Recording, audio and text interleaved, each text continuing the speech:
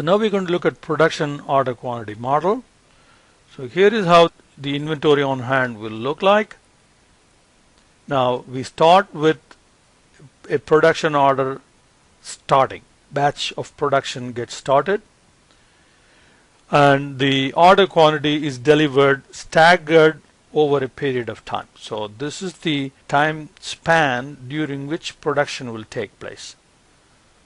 Now during this time period there will be order quantity coming into inventory at the rate of production, and at the same time there will be demand for the products and the demand will be going out. So the increase in inventory is not going to be instantaneous like in the previous case going all the way up to Q, but it's going to increase at the rate of the production rate minus the demand rate. So P minus D. P is the production rate, D is the demand rate. So during this time there will be demand for the product and some of the inventory will be going out. So the maximum inventory level is not going to be equal to Q as in the previous case. It's going to be slightly smaller. So we have to figure out what that maximum inventory level will be. Now once the production phase is complete, so there is no more incoming inventory. So there will only be demand and the inventory will start declining. So it will go down and then the whole process will repeat. Now this time the average inventory is not Q over 2 because the maximum inventory level is not Q, but it is the maximum inventory level is this. So this point divided by 2 would be the average inventory, and that's the reason why the POQ formula under the production order quantity model is going to be slightly different because the average inventory is different now. So Q is the order quantity for which we want to develop a formula, and H and S are like before. H is the holding cost, S is the setup cost. Now P is the daily production rate and D is the daily demand rate, or it could be weekly or whatever the periodicity may be.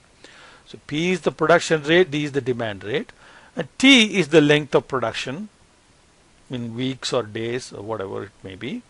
So the average inventory level times the holding cost will be your annual inventory holding cost. The average inventory is going to be maximum inventory level divided by 2, not Q over 2 like in the previous case.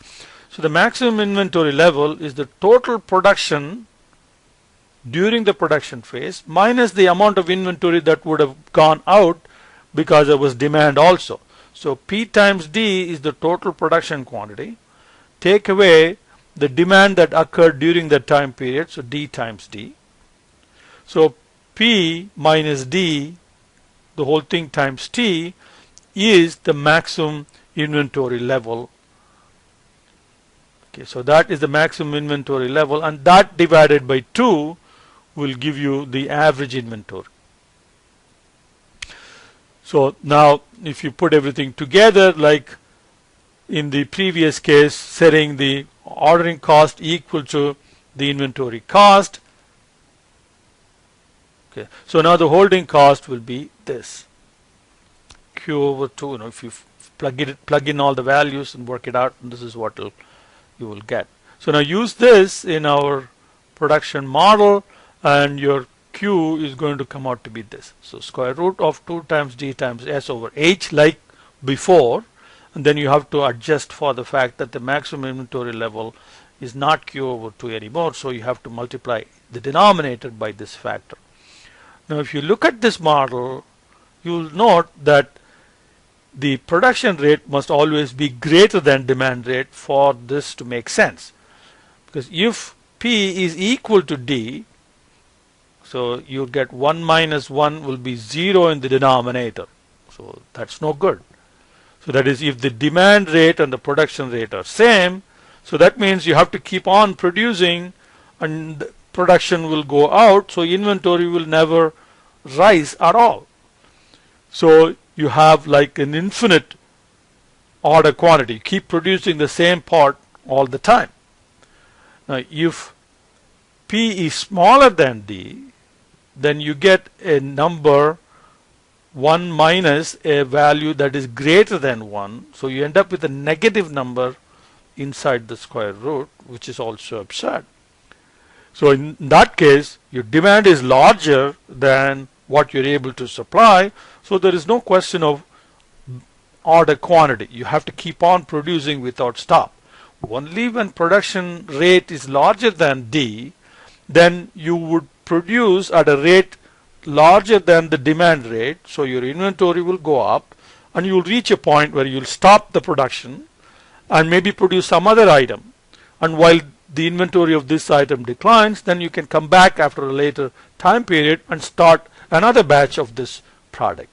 So for production order quantity model to work, P, the production rate, must be greater than the demand rate. Not equal, not less than, but greater than the demand rate.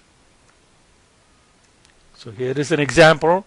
So given all the values D, S and H like before, in addition P and D, plug in the values and you get your production order quantity.